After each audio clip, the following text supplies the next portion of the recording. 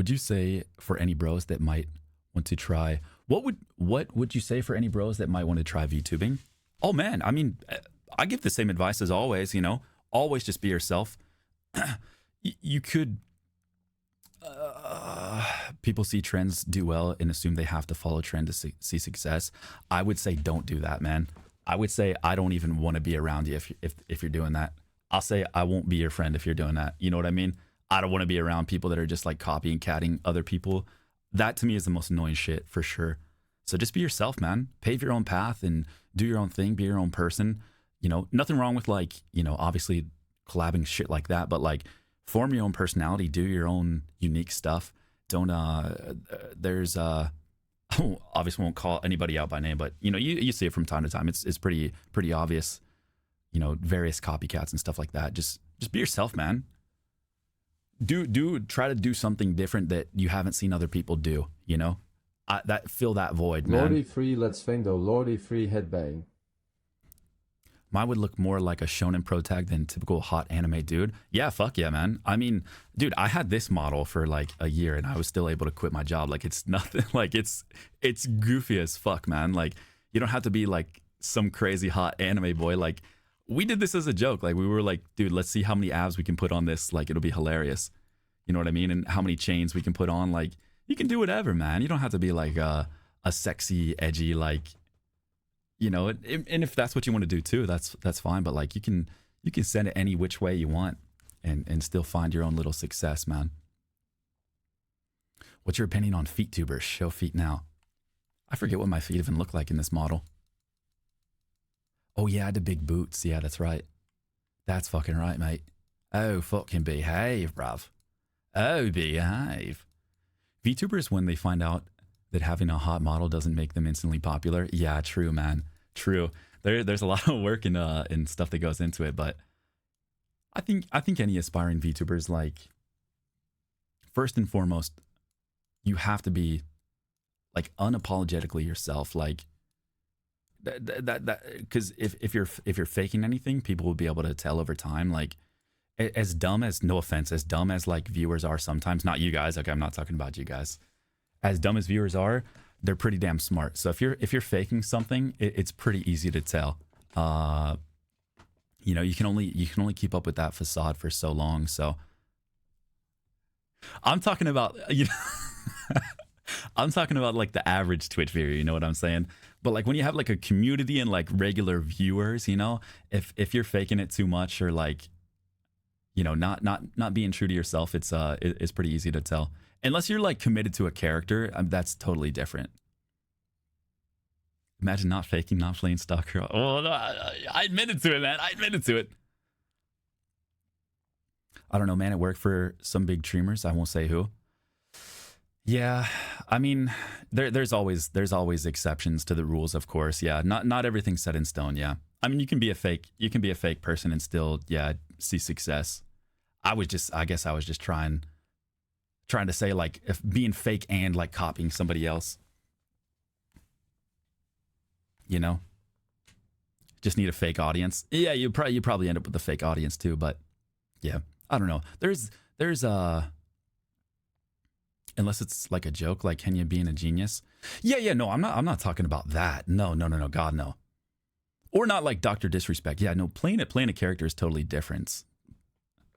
Totally different. I just mean like, man, it's hard. It's really hard to explain it without showing you an exact example of who I'm talking about. No, I'm just kidding. Just be yourself, man. Always just be yourself. And if yourself is like a, you know, playing a character, like a fun character, then yeah, send it, man. Just be different. Just be who you are, because that's always going to be your best leverage point. Always, man. What your unique skills are, like a smart fella or a farty smeller. Drama alert. I don't really have any drama with VTubers yet, man. Hey, Prof Wembot, thank you so much. Thank you, mate. Thanks for 3. Thank you, love. Only $20. Thank you. Thank you for 10. What if yourself is kind of quiet? What if yourself is kind of quiet? Well, the thing with streaming is you gotta talk. You gotta talk to yourself. You gotta talk to yourself into a void. Now, if you have some other skill or some other entertaining aspect to your brand and your kind of community, I think you can be okay. I don't think you have to be a total chatty Cathy to always be successful. I think you would need some other aspect to your stream to make it fun to watch, to make it feel a little bit different. There's plenty of streamers that are popular that don't talk too like crazy much. Yeah, Forsen is a good example, for sure. There's ultimately, yeah, I think there is ultimately a market for everything. I think as long as your personality is able to shine through in some aspect, even if you're a little bit quiet, I think you're still good, man. I think as long as you're presenting something that people can't really get anywhere else, I think you're gonna be good, man. I think you're gonna be good. Need a content brain like Connor. Yeah, yeah. Connor's just on that one, man. Yeah. I don't think you have to go too wild on the content, but it definitely helps. Yeah. It definitely comes with some advantages and some uh it'll create a lot of opportunities, if you stay content minded. Um nothing wrong with that at all, man. I definitely very much like to throw in some content brain ideas too, because it just breaks things up. It breaks up the monotony. So as much as like would want to say like, oh, you don't have to worry about having content brain and just go out and have fun and stuff like that.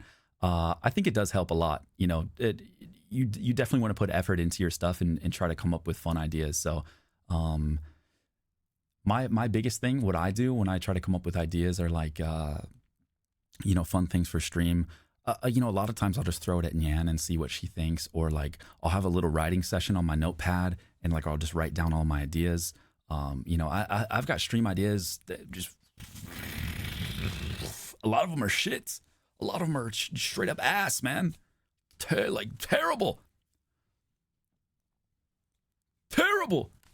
But you just got to get them out there. So it's nice to just take your time, try to come up with something and throw it at the wind and see what happens. Because a lot of times you might even be surprised, like a stream goes better than you think, an idea goes better than you think. Maybe it'll go worse sometimes too, but when we did that Nerf. B said Sigger, always enjoy the variety, Captain. Hey, thank you so much, Hashi. Thank you, man.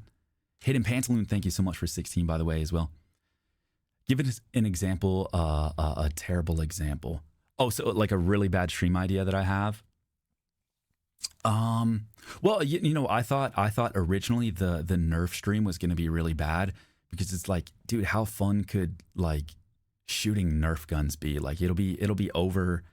Like we shoot one, okay, cool, we hit the target. Like that's going to be so like whatever. Like originally I didn't want to do it because it just seemed like meh, Nerf guns, whatever, we'll hit a target, whatever. And looking back, probably one of the most fun streams we've ever done. But it just kind of, I guess, comes with the content brain a little bit, where it's like, okay, how do you gamify it? How do you amplify it a little bit? How do you make it more exciting? How do you keep anticipation? Like the shadowed out guns, it keeps viewers wanting to like, okay, what's the next gun going to be? What's that going to be? So you kind of do throw in that content brain to really simple ideas. Okay. Like we want to shoot Nerf guns, right? How do we make that into like a 5-hour stream, 3-hour stream? So I think that's really the fun part about streaming and the fun part about content brain. Definitely stuff that I learned from more successful streamers. Watching Connor and stuff like that, getting those content brain ideas. It's fun, man. It's really fucking fun. I think that's what I really enjoy about streaming, is like the creative aspect of it. So, but it comes with a lot of work, man. It comes with a lot of work. You got to be willing to take a chance and look like a fool, which has happened many a times. You always put a really cool twist on IRL streams. Yeah. I think having that little twist of, I've never seen anybody play Pokemon Snap IRL. Like, what are some things that you haven't seen people do are always going to be the best streams, in my opinion. When Connor did his marathon stream, I thought it was going to be a bad idea, but he gave it some spins to make it fun. Yeah. I mean, you can. That's the beauty of streaming and being a content creator. You create whatever content you can think of, man, and that's kind of the beauty of it. you know? And you can have, any idea come to mind and spin off that with other people and try to create something that you've never seen and something that you want to see.